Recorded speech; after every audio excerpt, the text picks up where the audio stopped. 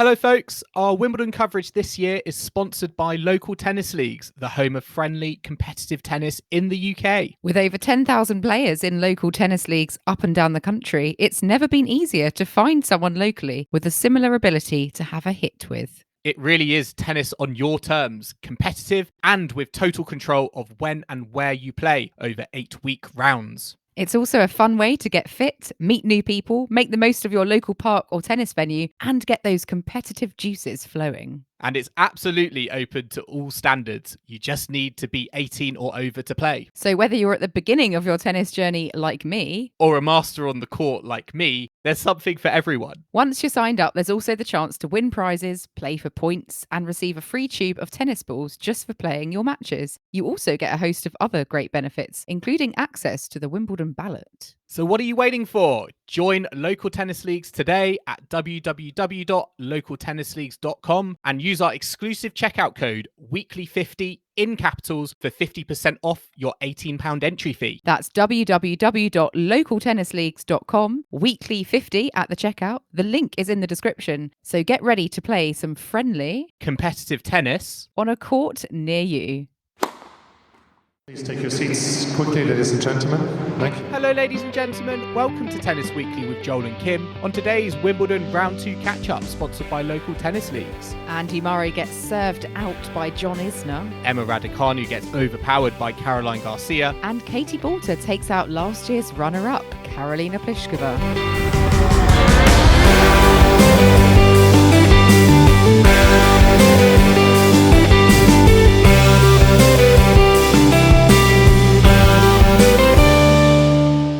Kim, today is the 30th of June and we are here to catch up on round 2 at Wimbledon at Tennis Weekly HQ. We've had another exciting couple of days at SW19 and you are back at Tennis Weekly HQ, which is very exciting. I know you've been watching Rafa, been in the queue as well. Is it nice to feel at home or would you rather be back out in your tent? Not gonna lie, as tiring as it is, I would love to be queuing and camping again. It's seriously an addiction. You get there and you just. Is it like your own Glastonbury? Do you just? Is it your own? It's own better than little Glastonbury, Joel. It's way better than Glastonbury. Yeah, it's you only get about 4 hours sleep, so it is incredibly tiring. And I mean, you're really selling it to me already, Kim. There are people who do it every night for a whole week, and I mean, kudos to them because I go home and have like a night off in my own bed in between. But yeah, I would love to be queuing and camping for Rafa's next match, but I'm not. I think I'm stopping at his first 2 rounds. I'm going to try and catch up on sleep for the rest of the week, but I'm hoping to go back on Sunday, but just on a grounds pass. But yeah, I'm a big fan of the Wimbledon Queue.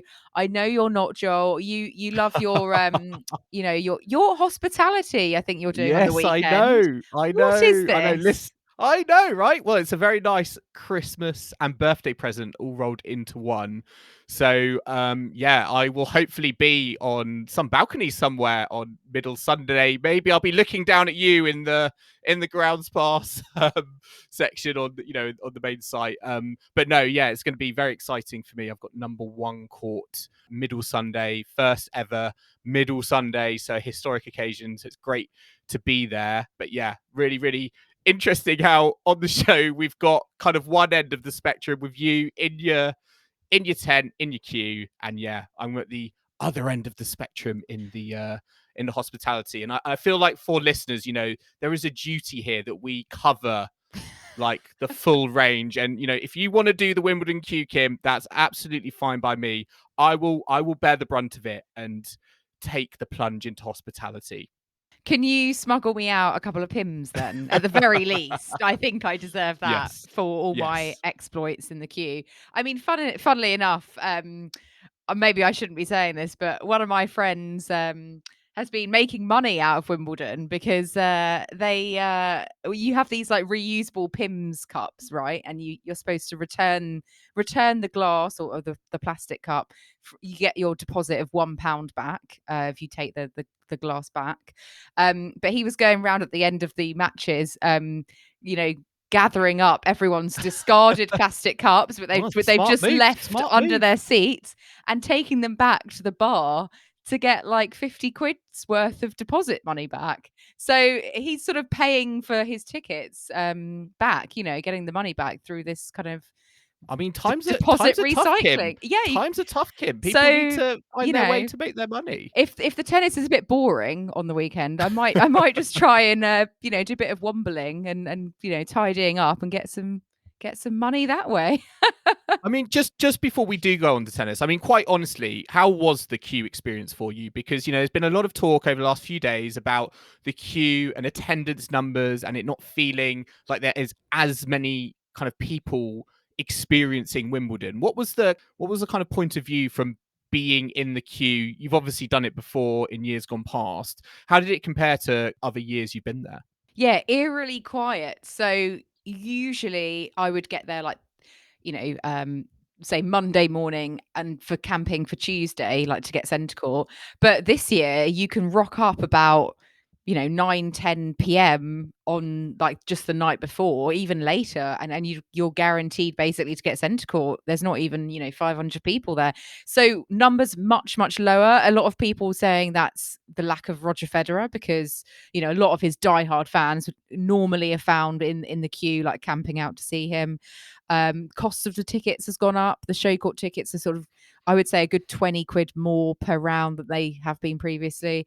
And just, I guess, cost of living, or the train strikes probably didn't help. So I think a lot of factors, COVID. But yeah, it's been very the weather's quiet. Also, I think, been maybe a factor. And also, I think, we've got Middle Sunday as well. So another day on the weekend. So again, I feel like there's not just one thing. It feels like it's a combination of things, but it's certainly, I think, something that Wimbledon will look at and reflect on, at the end of the tournament, in terms of, they're still averaging great numbers in terms of, daily attendances, but I think to keep that buzz going and to get it up to where it was before, they might need to think about how they, look at that.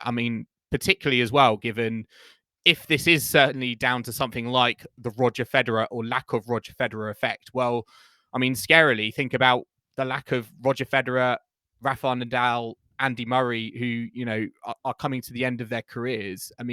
It could just be we're going back to what is normal and the last decade or so, we've actually been having very, very above average numbers because of all of these star players turning out every year. That is true, because the queue did definitely get a lot busier, I would say. The Andy Murray effect, a lot more people coming for grounds passes.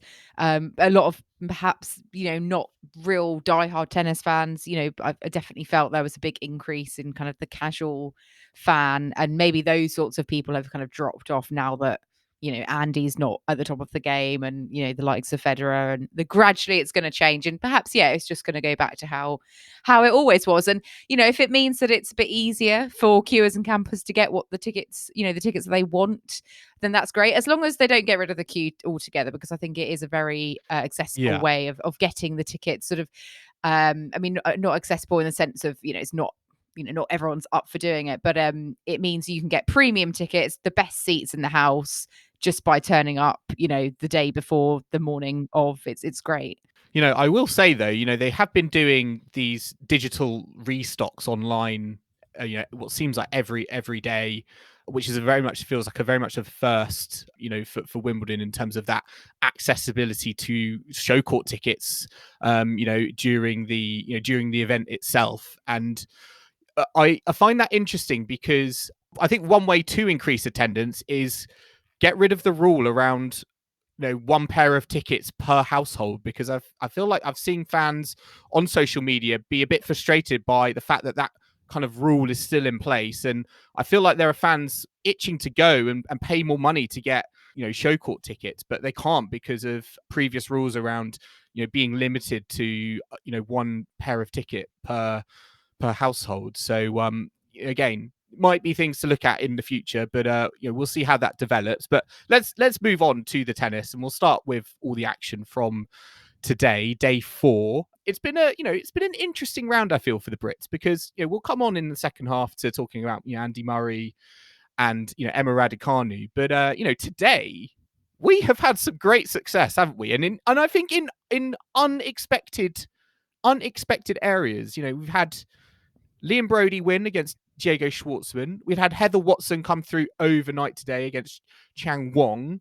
But on centre court, we had Katie Boulter against last year's runner-up, Karolina Pliskova. Now, Boulter did beat Pliskova last week in Eastbourne, and well, she beat her again today, 3-6, 7-6, 6-4 in the third. Yeah, it was a great performance from Boulter. It was a performance that it reminded me of her situation she was in last year when she came very, very close to another highly ranked player, Sabalenka, but just wasn't able to get over the finish line. But today, she didn't blink and was able to get the victory. Yeah, and going into this, I thought she had a good chance given the fact that she beat Pliskova last week. But, you know, to do it at a Grand Slam on centre court in front of your home crowd on a big scale is very different to getting a win at, you know, a warm-up event. But the fact that she was being able to get, you know, 2 wins out of 2 essentially is just fantastic. And, you know, she got off to a cracking start, went a break up immediately, and then Pliskova pegged her back and then broke and got that set. And you thought, oh, you know, missed opportunity there for Katie. But to give her due, she stuck with Pliskova all the way, took that impetus in the tiebreak. I think she went 4-love up and, you know, managed to kind of maintain that, grab that second set, and then broke and served it out. I mean, what a match point as well. It was a fantastic way to end the match. Getting it done on her first match point.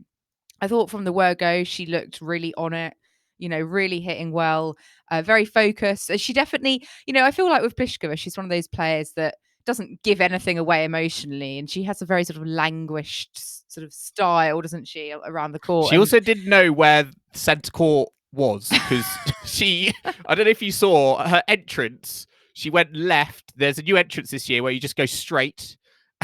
And she was like all very serious looking, serious face, going onto the court.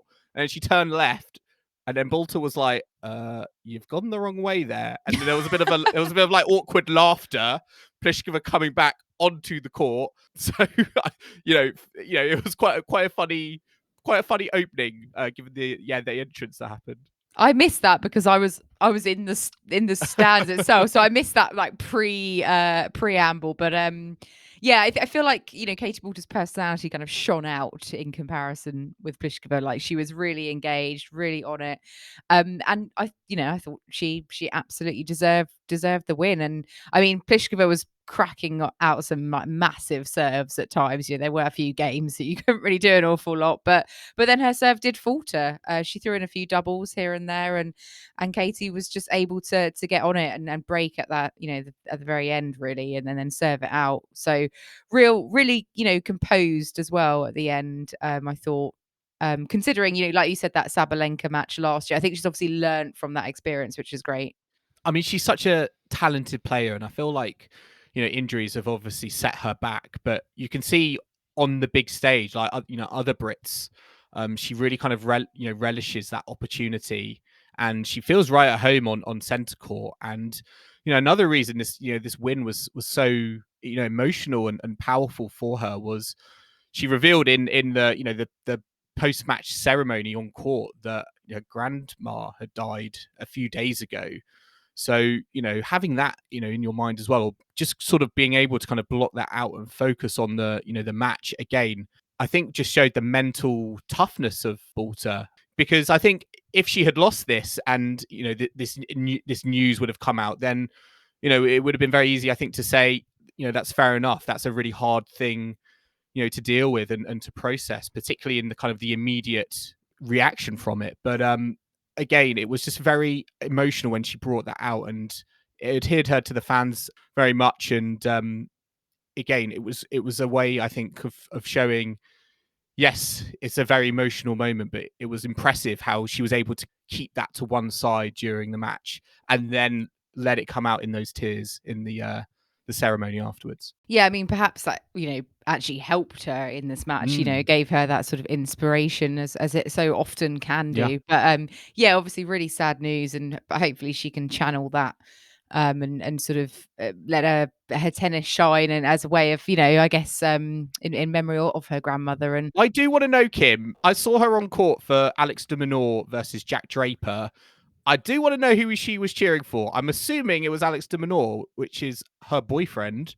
But Jack Draper, British tennis, is that? Oh, I'm not sure which way I would go there. I would assume she was going for Alex de Minaur, but I'm sure if he had have lost, they would have been like silver linings, like to lose to a Brit. But yeah, unfortunately, they were in the draw. They were going to play mixed doubles together, but they didn't actually get into the. They unfortunately didn't make the cutoff. But that would have been a nice pairing, I think, to see on court. We don't normally see many kind of boyfriend-girlfriend relationship mixed doubles pairing, so that would have been quite fun to see, I think, but unfortunately wasn't able to happen. But who knows, maybe we'll see it at a Grand Slam in the future. Yeah, and perhaps they're obviously they're both doing well in the singles, so perhaps they don't need the mixed doubles to get in the way. They've got other stuff to focus on. But yeah, Katie Boulter is not the only British player in the third round, because we also had Heather Watson coming through against Chong Wong. Her match was delayed over from Wednesday, so she had to come back and I think just essentially play like one game today to get it done. I feel like Heather Watson probably was the only person probably had a worse sleep than you in a queue in a tent, because she served for the match yesterday and got broken back. And I think a lot of people who followed Heather Watson over the years are thinking, oh God, is this happening again? She had a moment, she's missed her opportunity. But again, this new belief from Watson, just getting it done in that first game was just so impressive about how she bounced back, probably didn't get much sleep, but just ended it straight there and then within 5 minutes. Really, really good. And into the third round, which for Heather Watson is a great achievement given some of the players she's had to play over the last few days. Yeah, and both of her matches have been delayed over, so she sort of had to essentially be on court every single day. And I feel like, is this the first time she's been back in the third round since she had that match against Serena back in the day? Yeah, I think so. Yeah, I think this is the deepest she would have gone. So I mean, really fantastic. It's the deepest in a while. Yeah, who needs Emma Raducanu when we've still got Heather Watson, So nice surprise. And I mean, on the men's side, Liam Broady is in the third round as well. He had a fantastic win today against Diego Schwartzman, the 12th seed, 5-set victory against Diego Schwartzman. This is Broady's, I think, first time into the third round at any major, and I think really nice, especially because they played each other this time last year at the same round. I think I was at the last two sets of that match, and Broady lost. So the fact that they got to replay this year and the result came out the other way. Liam lost that third set 6-love. So to come back, clutch that tie break in the fourth set and then resoundingly go to a 6-1 win in the fifth, I thought that was just fantastic.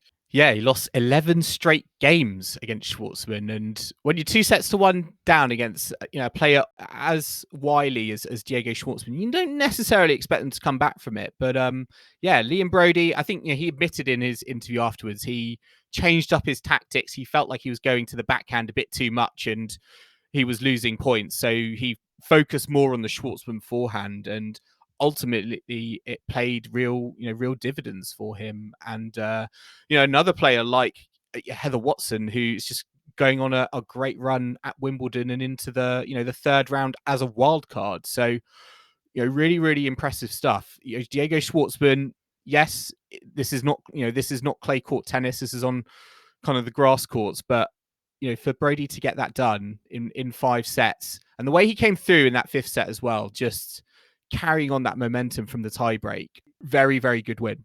Yeah, court 3 crowd definitely treated to a great match there. I was able to hear it from centre, so I knew things were going well and we could hear a lot of noise outside. Kim, you told me that Schwartzman had been burgled. Was it Eastbourne? Well, yeah, I saw something on Twitter. I hadn't heard about this, but I was just having a look on Twitter earlier, and apparently he had some money stolen from a hotel room in Eastbourne, like $10,000 worth of cash. But I mean, this is just tennis Twitter. I haven't really seen any sort of credible Who's reports carrying that on amount this. of money around in a hotel room? Yeah, well, I mean, I don't know. Yeah, that's a whole other story. But I mean, talking of British wildcards, though, you know, we had Liam Broady. I did watch a bit of Alistair Gray on court 12 to start my day off today. He was up against Taylor Fritz, so I watched the first 2 sets of that, and I was really entertaining match. Alistair Gray did really well. He actually served. He kept going a break cup, didn't he? And then Yeah, losing. and he actually served for the second set, but you know, wasn't able to get it done. And then Fritz managed to get the second set on a ridiculous point. He sort of fell over as he was hitting it back, and it landed in. And you know, it was great. I think Alistair Gray was celebrating. I don't think that's gonna end up, I feel, in like highlight reel next. Or yeah, like never celebrate too early YouTube clip compilations for years to come. Yeah, don't celebrate till the fat lady has sung or whatever. But yeah, really, you know, entertaining what I saw of that. And Gray, I think, should be proud of his performance and, you know, getting to the second round as a wild card. So good on him. We'll get on to the other British players in action from yesterday a bit later on. But yeah, what else have we had today, Joel? We had a certain Rafael Nadal, who I may or may not have camped out overnight to see. He came through in 4 sets against Ricardas Berankis.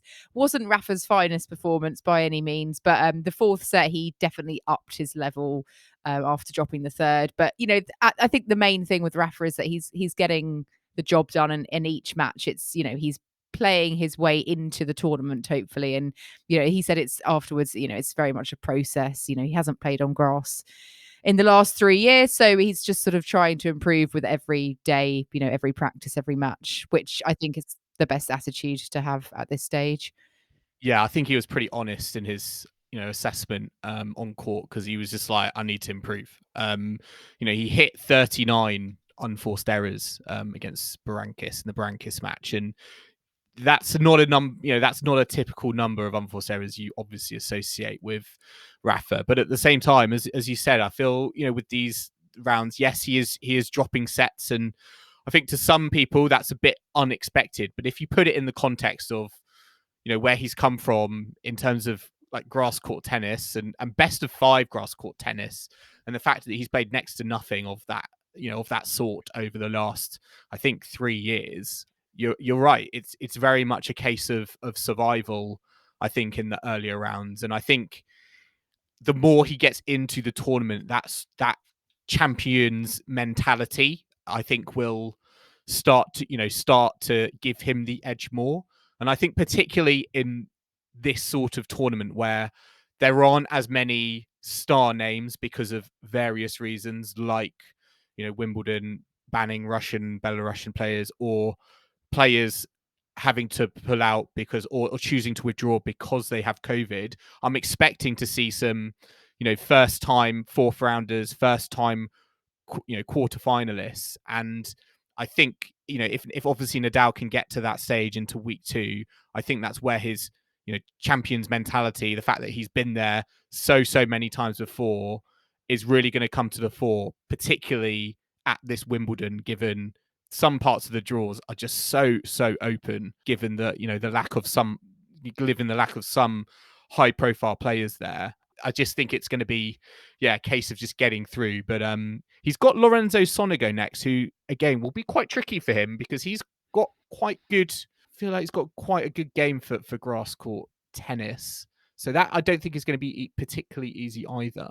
Yeah, Sonego is decent on a grass court, actually. So I think that will definitely be a step up. But I'm hoping that what you've said, you know, like Rafa will just play his way in. You know, he's done it before. We've seen that. And I think that's kind of, you've just got to get through these early rounds, haven't you? And hopefully, you know, with every round you're improving.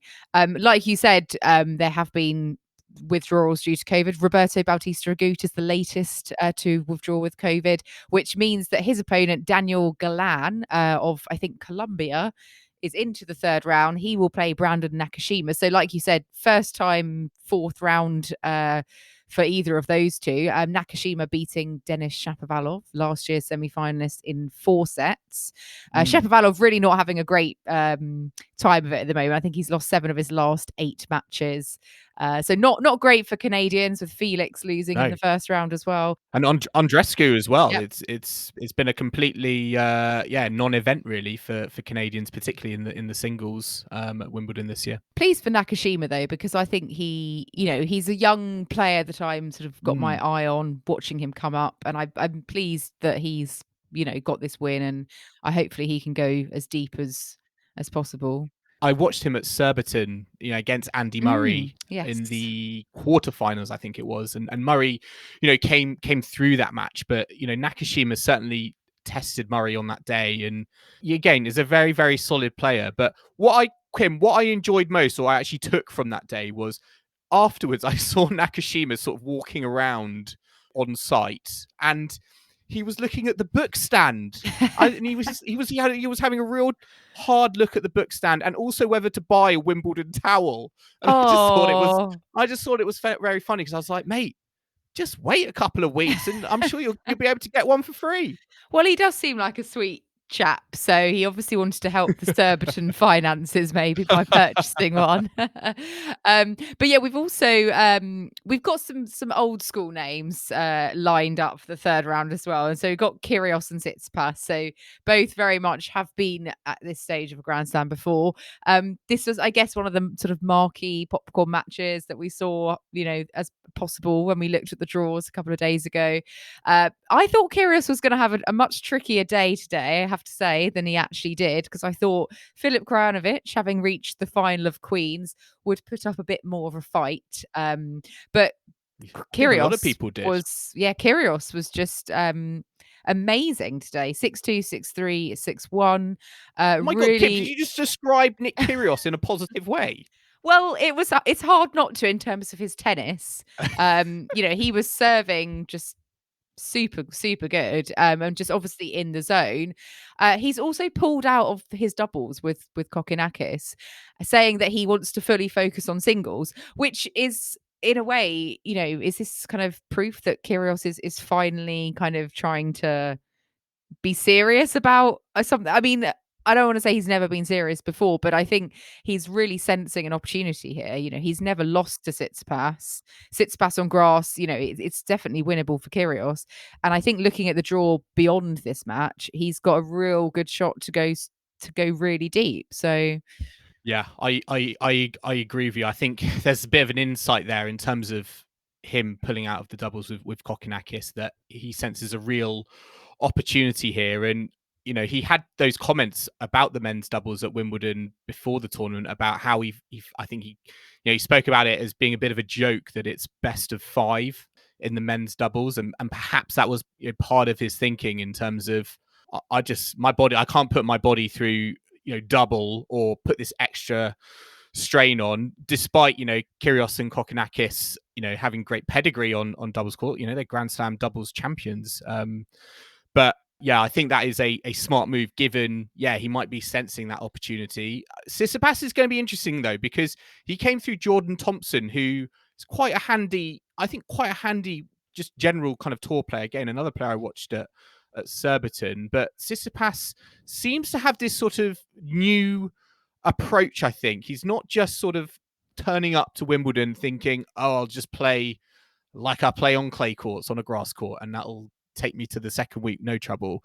I think he's changed his approach, and it seems to have been paying dividends, because he won that title, his first grass court title, last week in Mallorca, and now I think he's just got, because of that, I just think it's given him a real confidence boost in terms of coming into Wimbledon, and he's not just thinking, am I going to survive the early rounds here? I think he's more and more excited by the prospect, and I think he kind of realizes now that with him on a grass court, actually, they actually work for each other. It's not just like I'm good on clay court and that's it.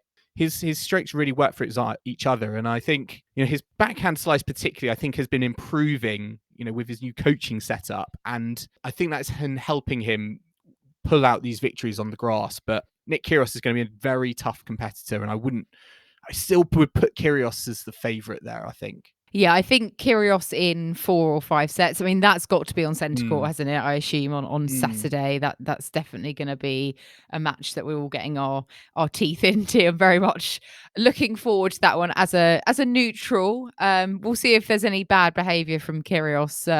I assume I didn't see his match today, but I assume he was well behaved today. I can see some sort of coaching thing happening. Kyrgios getting angry about it. We know, I think the stakes are raised when the capacity of the stadium is raised. And as you said, Nick Kyrgios on a show court, it's going to be fireworks inevitably, isn't there? So we'll just have to wait and see what sort of fireworks they are. Maybe some bathroom breaks as well thrown in for good measure.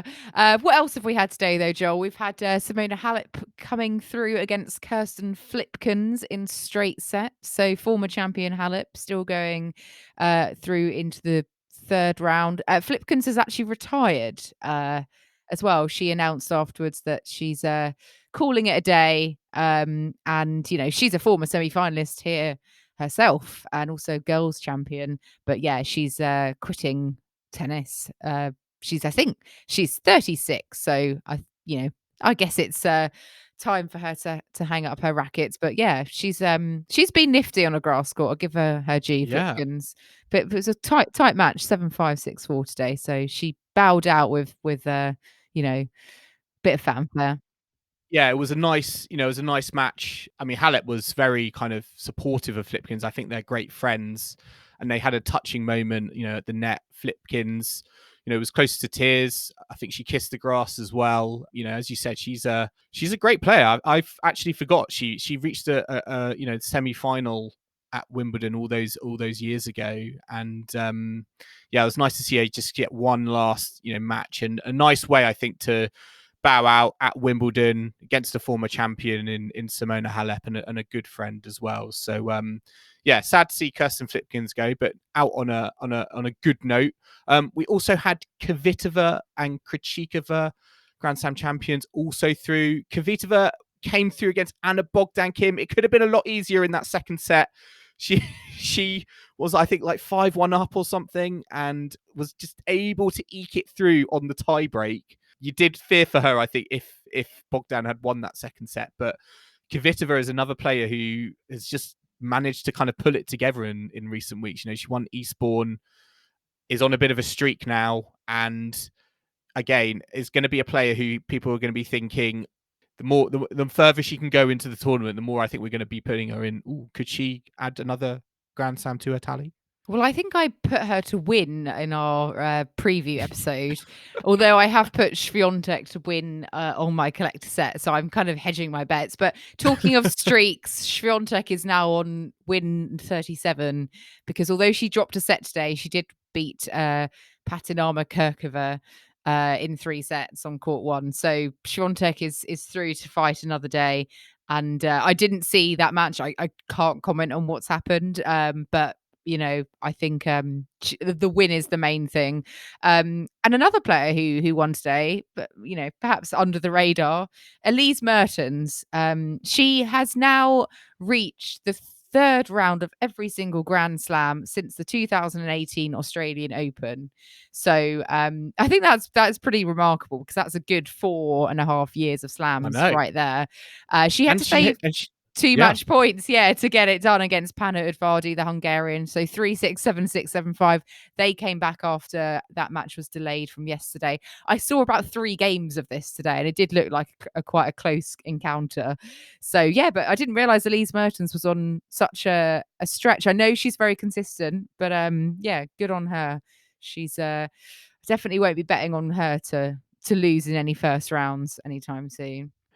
No, definitely not. And, before we do go to a break, there were, one player who is in the third round, but is perhaps being talked about more with the comments she's made in, a previous press conference, is Elise Corney, who, as I said, is into the third round, but came out with these really startling comments that I think maybe were a little bit over exaggerated, but at the same time, we can't, I think, just ignore them. But she was talking about the French Open and saying that effectively players were hiding their COVID symptoms. There was almost like an agreement among players that they were just going to play on and just kind of, and kind of just deal with it. And I thought these were obviously very timely comments, given what we've seen with Berrettini, Cilic, Bautista Agut all pulling out or withdrawing because of testing positive. But it's just interesting to hear from because we don't obviously get that locker room insight that players will have, and it was interesting to hear those comments. And although she did kind of climb down from them in the aftermath and say, she said, it's more that she was just sort of reflecting on that the virus is now sort of part of our lives and we just have to kind of get on with it. It is interesting that, some players are just not testing and they just want to, and they're just playing instead because, I assume that, they just want to stay in the tournament and give themselves a fighting chance, of seeing where that takes them. Yeah, and you can understand why they might do that, especially if the symptoms are only very, very mild. And in each country, if there's no legal requirement to test or to isolate, then it's just of the player's own volition whether they test themselves or not. And I know Wimbledon are encouraging players to test if they have symptoms, and I assume Cilic and Berrettini and then Roberto Bautista Agut have obviously done the decent thing and done so to they don't want to put anyone at risk. But there might be some players who don't feel particularly great and are ploughing on regardless. I mean, you'd have to think if you feel that bad, you probably wouldn't be up for stepping onto the court, and you're not going to be doing very well. So it's probably better to withdraw and look after yourself. But there might very well be players, that are doing that. So I think what she says probably does have a grain of truth. I mean, we've had Annette Kontaveit who lost today or yesterday. She's had COVID recently and obviously still struggling, and she's not the player that we know that she can be. So, it's still very much there. It can be very serious. And hopefully players are still taking it seriously, even though, the legal restrictions are not quite the same. I don't think there's any enforced testing, but I would hope that players are being respectful about it. Yeah, it's I would be curious to see if there was such a player agreement. I would almost feel like it would be amongst the lesser ranked players, because I feel like with Berrettini and Cilic and RBA, prize money's not it's they've accrued so much prize money in their career through tournaments, sponsorships, etc. that it hurts and it's painful, it's heartbreaking, as Berrettini said, but they'll be able to get over it from that point of view. But I'm sure that there are players lower ranked who will be like, this is my one moment and I need to make the most of it, and I need to be, and I don't want to say I didn't give myself the best opportunity to get as much prize money, to support my career as possible, because I had to, take a test and it was positive and I felt like I had to withdraw. So I wonder if those sorts of players who are lower ranked and doing very, very well are more kind of likely to be like, if I've got a cough or if I'm showing symptoms, I'm not gonna risk doing something about that, because yes, as I said, this might be my one shot at making a name for myself in a Grand Slam. Yeah, especially if they feel like well enough to play, they probably think, well, I'm not going to sort of risk that sort of what the prize money, not so much the ranking points, because there aren't any at the moment for this tournament, but in other tournaments then there would be. So yeah, I completely understand the reasons why they would be doing it, even if many people would say that's not the most moral thing to do. It's it's you've got to weigh up your priorities, I suppose. But yeah, on that note, let's take a quick break, but we'll be back in a moment to look back on all of the action from day 3 at the championships, so do not go anywhere.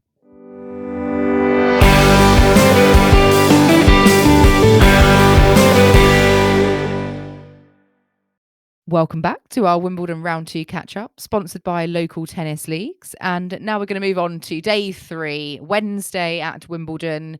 We had 2 Brits on centre court. Joel, you were there watching both Emma Raducanu and Andy Murray. Unfortunately, it wasn't the greatest day for Britain. No. You saw them both lose. What was your opinion? Well, I didn't watch them. I didn't watch them both lose. I watched Raducanu lose on the hill, and I managed to sneak in for the last few games of Andy Murray against John Isner. I mean, let's start with Andy Murray, because he lost to John Isner in 4 sets. Isner won 6-4, 7-6, 6-7, 6-4. For many of our listeners, they'll know the story. John Isner serving unbelievable. He hit 36 aces. I think he served at around 75% first serves in throughout the match. And he just executed his game plan to perfection. I don't think Andy Murray played a particularly bad tennis match. I just think that John Isner just played a level of tennis that I don't think anyone was really expecting from him at 36 years old. But he has previous at this tournament. He's reached a semi-final here, and he does perform on the biggest stage, and he does perform on a grass court. And I think we've got to remember that, yes, he's got a big serve, and that gets him lots of cheap points, but he's also got a really good touch as well. And some of the ways he was finishing the point off at the net, watching it, yes, it is frustrating. I am an Andy Murray fan, but you've got to have some sort of appreciation for the way he was also not just relying on that serve. Yes, it got him out of trouble on a few occasions, but the way he has other weapons as well, I think, is overlooked given his height, given I think what he's built his career on. But it was still nonetheless, I think, frustrating for everyone there, particularly I think for the organisers as well, given the star power lost on day 3 with Murray and Raducanu both losing. As you said, you could feel the effect in the Wimbledon queue. So it's disappointing from that point of view. But we just got to hold our hat up and say, John Isner, too good on that day. Yeah, and I mean, he'd never beaten Andy Murray. Andy's one of the best returners in the game. So if anyone's got a chance to return those booming serves of John Isner, Andy, is one of those people that can do it. But it just wasn't to be. On the day, Isner was better. Although he did say afterwards, he said, Andy Murray is definitely a better tennis player all round, but obviously on this particular day, Isner got the job done. Sad, but I think not a massive surprise seeing those two meeting so early in the draw when we were looking at mapping out Andy's path. I think he he will be frustrated that, and I think he touched on it in his press conference afterwards, was that he wasn't obviously seeded, and as a result he was going to get someone like this early on in the competition. And although I think there will be a lot of people out there who would have looked at Andy Murray's tennis, particularly in that John Isner match, and said he's playing tennis that is better than going out in round 2. The fact that he was unseeded, I don't think helped him, and he's already spoken about his ambition going on to the to the American hard courts, is that he wants to be seeded going into Flushing Meadow. And the positive I will take from this performance is that I think he's playing tennis that should be able to get him in that top 32 for a seeding. I'm pretty positive about that. If he plays the right number of tournaments, can get the right number of victories, I don't think there's that big of a gap. But I just think you just open yourself up when you're not seeded to everyone else in the draw. And it's unfortunate he just came into a John Isner serving like he was in round 2. I was wondering if he might enter the doubles, but obviously that's not happening. Would have been nice, but I suppose he was all focused on the singles prior to the tournament, so hadn't signed up. But he has signed up for Laver Cup. That was announced a few days ago. So got Andy joining the crew for Team Europe in September in London. Talking about other Brits though, Emma Raducanu was up against Caroline Garcia.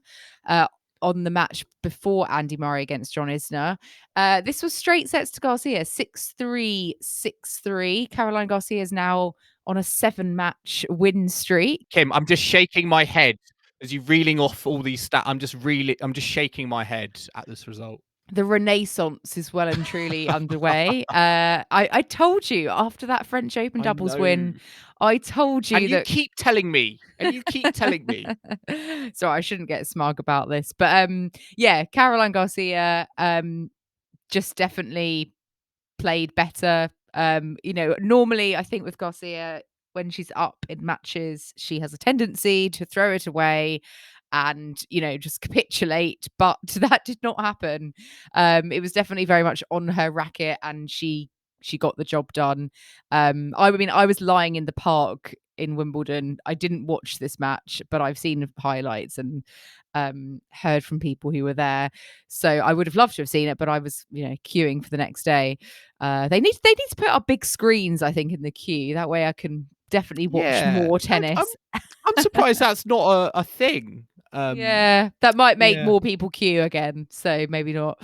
But yeah, what did you make of Emma's performance? Do you think? I think Garcia, she hit more winners. She hit 24 in total. She won 71% of points played on her first serve. She was very, very good at the net. She came in, wasn't fazed by the occasion or the opponent, and just executed her game plan. I think she brought more power to Raducanu, and I think what surprised me was I thought this sort of player is the sort of player that Raducanu likes to face. Hits a hard ball, pace coming at you, aggression.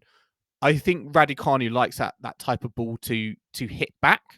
So it was surprising to me that Garcia was just able, I felt, to just take control of the rally, early on in the points, and was able to just win, just continually win points, and Raducanu really wasn't creating as many opportunities as I thought she would, on the Garcia serve. And I think ultimately Raducanu's maybe not lack of power, but she just wasn't able to come up with an answer to what Garcia was throwing at her. And I think pace maybe was was an issue that I wasn't necessarily factoring in going into the match. And Caroline Garcia is a good player on her day, and she's got excellent grass court pedigree. She is a player who I feel like she's not really done much over the last couple of years. She has her moments, but those moments tend to come on a grass court, because she is now on a 7-match win streak.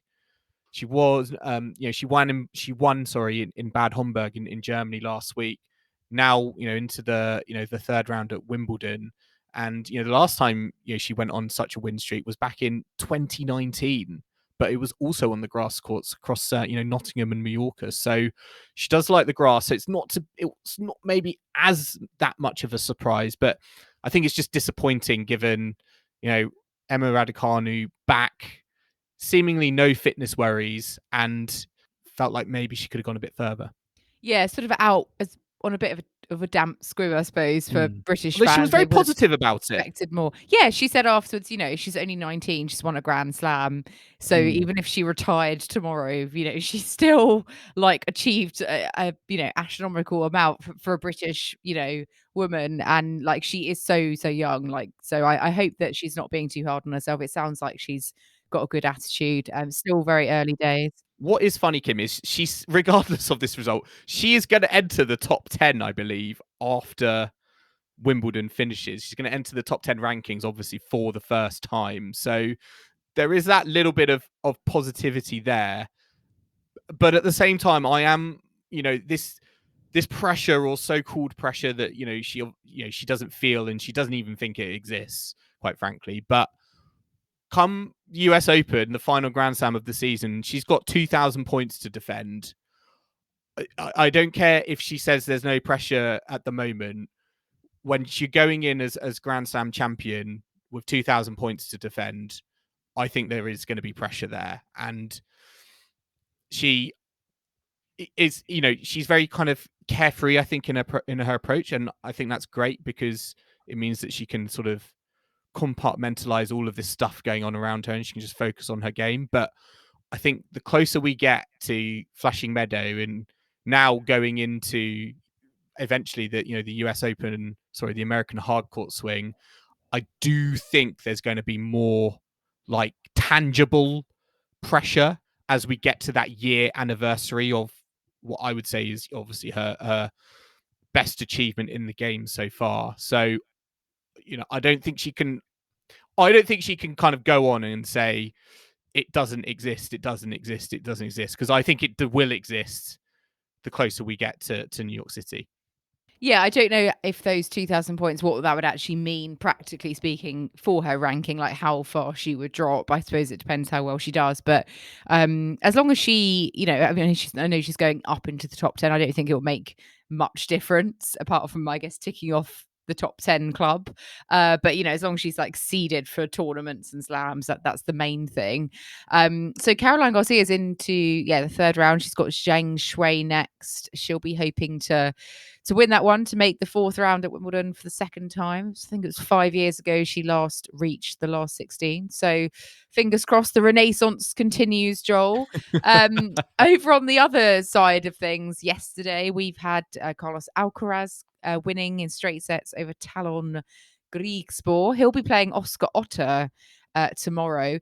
Now, Oscar Otte, I think his opponent withdrew or retired very, very early on, so he didn't really have a match. But I think Oscar Otte could beat Alcaraz tomorrow. He's really dangerous. I think he's in very good nick and he loves the grass court. Yeah, I agree with you. I'm all over upset alert for tomorrow for Carlos Alcaraz.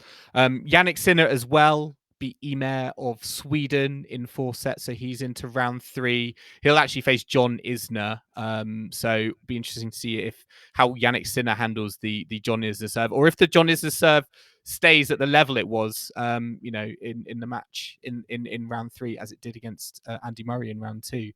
But we also had Cam Norrie as well, come through against Jaume Munar in 5 sets. So it wasn't all doom and gloom, on that day. Yes, Raducanu and Murray lost, but Cam Norrie was able to come through eventually in 5 sets. I was impressed, Kim, by this victory because he was 2-1 down, and I was really kind of like, this is turning into a nightmare because he should not be losing to Jaume Munar on a show court at Wimbledon. He was not. Munar's 0-9 going into Wimbledon on grass.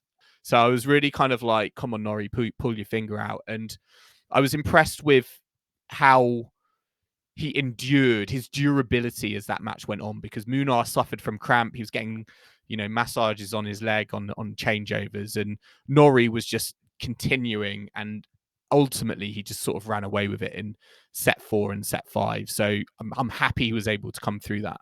Yeah, I know they played doubles together here a few years ago. So I think perhaps Munar knows Norrie's game quite well, which I don't know if that was a reason why he did pretty well against him, but they were a pretty good doubles pairing. I watched a few of their rounds a few years back. But yeah, Cam Norrie is into the third round and will be playing tomorrow. I'm really hoping he can go one step further. He's got Steve Johnson next, who kind of demolished Ryan Peniston in 3 pretty easy sets as well. So a bit of a shame that Peniston wasn't able to make too much of an inroad there.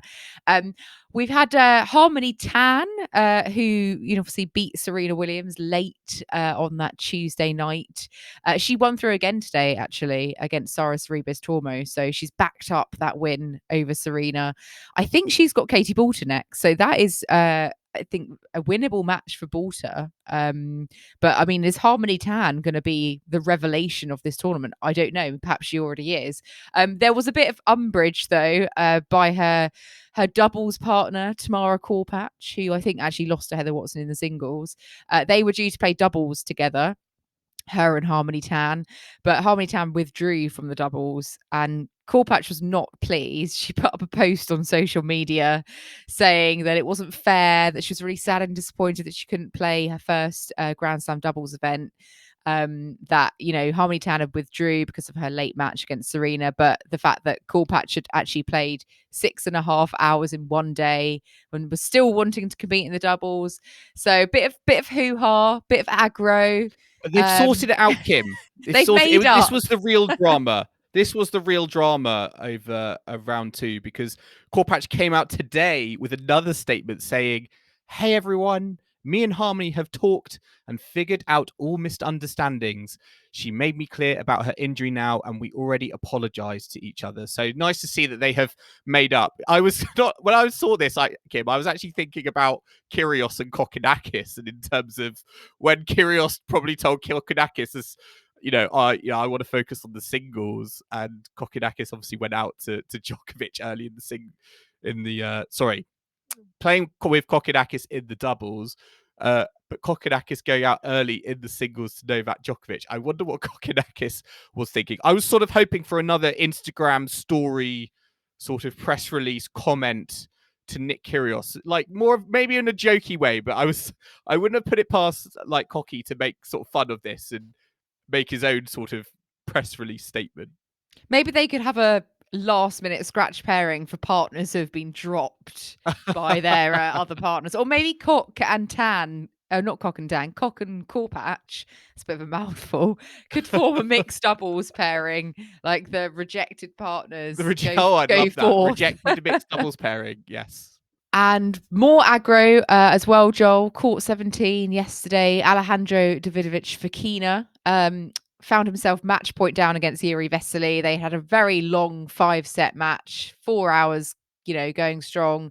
And match point down, Davidovich Fokina got a point penalty from Carlos Ramos, the umpire, for ball abuse, for hitting a ball into the crowd. So that was how the match ended, which was a bit of a shame. But rules are rules, and you can't go abusing those balls. So I hope he's learned his lesson.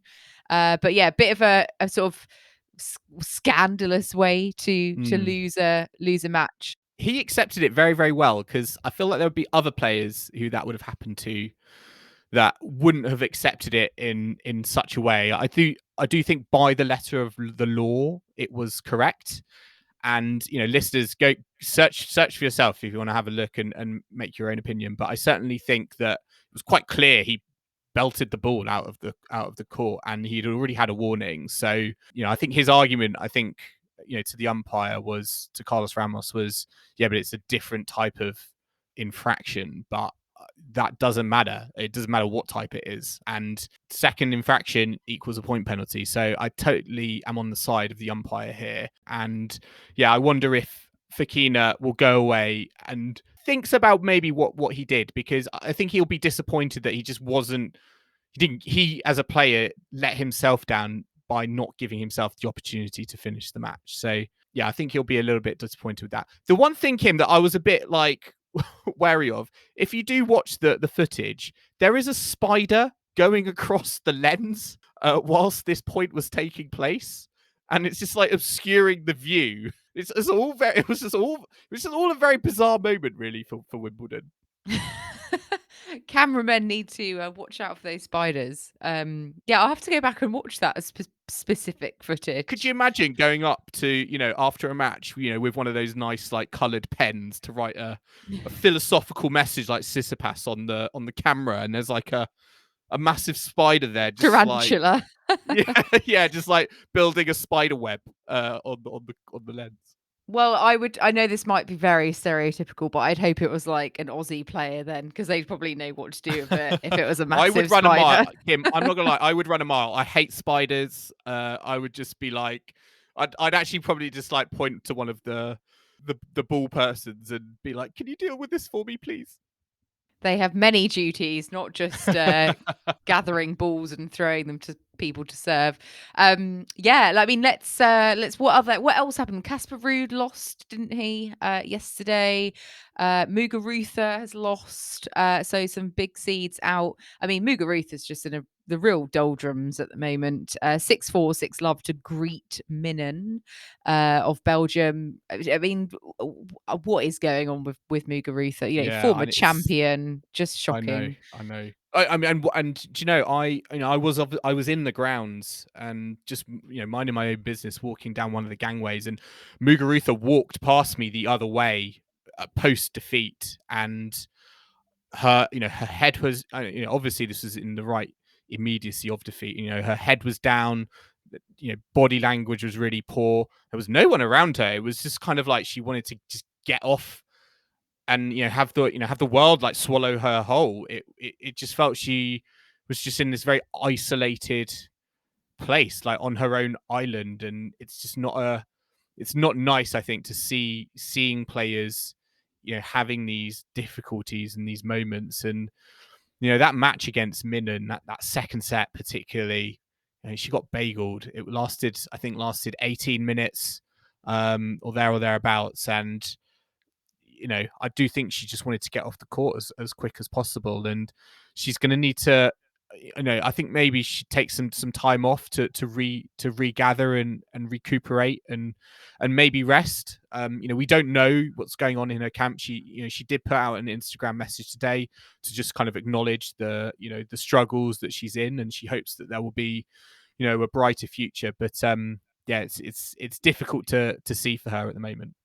I've got an idea. I think she should start playing doubles, win a Grand Slam, and go on a renaissance like Caroline Garcia. Oh, there we go. She's not just there yet, Kim. Oh, okay. I mean, Casper Ruud, he lost to Ugo Humbert. I don't think that was a massive surprise. I think it was 4 sets. Humbert, probably has a bit more pedigree actually on a grass court, having won Halle previously. Jessica Pegula beat Harriet Dart today. Dart got the first set though. Thought that was pretty decent effort. But Pegula, yeah, she's very consistent at Grand Slams, isn't she? So not a surprise that she came through in the end. But yeah, I think that brings us pretty much to a close. I think the main results from the last 2 days. But Kim, is this an addendum, an important addendum? It is. Well, yeah, it's nothing to do with any of the matches, but we do need your all-important collector set predictions, because you were too busy in your tent making tea from a pot or something, I guess. You're not allowed to bring stoves. Oh, you're not. Joel. Oh, no. Okay. Did you just order a takeaway to your tent? No, there's like loads of food outlets. So there? there's a Wimbledon God, Park. I'm so out of touch. I'm out of touch, aren't I, with the queue? I would have just got a Deliveroo. The park. No, you can do, but there's a nice 24-hour cafe in the park that does tea all over, all through the night if you want it. So we do have our mod cons in the queue. But yeah, my collector set, I shall reveal them. Obviously Berrettini's a no-go, but I had to put him in the final. I've already got some of the other ones wrong though. I've got Kyrgios wrong. I said he would lose in the second round. That has not happened. I mean, that was quite emphatically the wrong answer. I mean, I was disappointed in Krajinović, not going to lie. Serena, I had in the round 2 as well to lose, but obviously she lost a round before that. I've still got Swiatek and Coco Gauff though. Swiatek I've put to win. Gauff I've put in the semi-final. And Rafa I've put in the 4th round. So I've sort of predicting him to go a little bit further. And obviously I hope I'm wrong. I hope he goes a lot further than the 4th round. But I was, when I made these predictions, I mean, I still am a bit skeptical about his foot and his, prowess on the grass after 3 years off. So we will see how they go. We'll post an update on the weekend with everyone's collector set predictions. Let's give the 3rd round a go and see how things fare after that. Let's look at tomorrow's order of play though, Joel, because we've got centre court on Jabeur against Diane Parry, followed by Djokovic Kekmanovic, all Serbian affair, and then Cam Norrie against Steve Johnson. So hopefully we will have another Brit winning on centre like we had with Boulter today. Yeah, I think that's a very good draw for Cam Norrie. I think his part of the draw is very, very open. So yeah, I'm hoping he can kind of come through that. Don't suspect any sort of troubles. Djokovic looked very good in his round 2 match. I think he's just in the groove, as is on Jabeur. Number 1 court, we've got Heather Watson versus Kai Yuvan opening up, followed by Kerber versus Mertens, which sounds like, Kim, a perennial like round 3 Grand Slam match, followed by Oscar Otter versus Carlos Alcaraz. So interesting set of matches. Dare I say more interesting on number 1 court than on centre. Yeah. I agree. I would be rather on court 1 tomorrow than centre. Like, no offence to those 6 players on centre. I think Kerber Mertens could be quite fun. I think that could go 3 sets. I think you'll get nice, entertaining rallies in that. And yeah, Heather Watson, British interest. Hi, Yuvan. That's a really good opportunity, I think, to make your first 4th round at Wimbledon. So I'm really, really hoping that happens. Both unseeded, both will think that's a big opportunity. And then yeah, Oscar Otter, Carlos Alcaraz. I'm backing Oscar Otter here. I think he will. I think he might get the job done. I'm also hoping for a victory for Tim van Rijthoven, who is up against Nicholas Basilashvili. So you can keep saying his name like that. Incorrectly, yeah. But he's first on court 12. So if I was going tomorrow, which I'm not, I've got to work, unfortunately, I would be heading to that one. You know, wild card, still going strong. But let's hope he can continue. And yeah, Caroline Garcia also last on court 3. So very intriguing. Everyone's favourite dark horse as well, Maxime Cressy. 2 sets down to Jack Sock today. That will be continued and finished tomorrow. Are we going to see Maxime Cressy go out to Jack Sock of all people?